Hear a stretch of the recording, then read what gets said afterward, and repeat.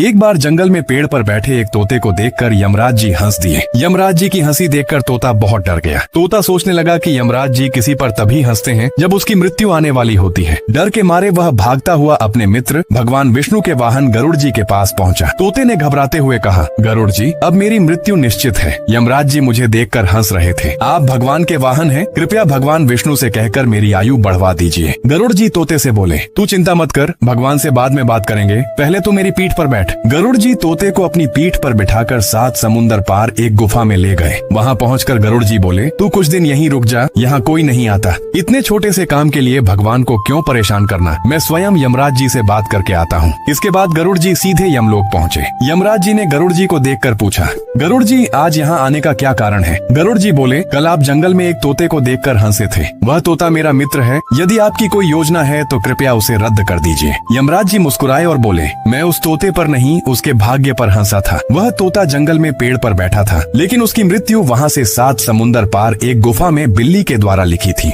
मैं यह सोचकर हंस रहा था कि यह तोता वहाँ पहुँचेगा कैसे। इतने में एक यमदूत वहाँ आया और उस तोते की आत्मा को यमराज जी के सामने प्रस्तुत कर दिया। तब गरुड़ जी समझ गए कि भाग्य में जो लिखा है वह होकर रहता है। इसलिए कहते हैं, भाग्य की चिंता छोड़कर केवल अपने कर्म करते रहो। कमेंट में जय श्री हरि विष्णु जरूर लिखें।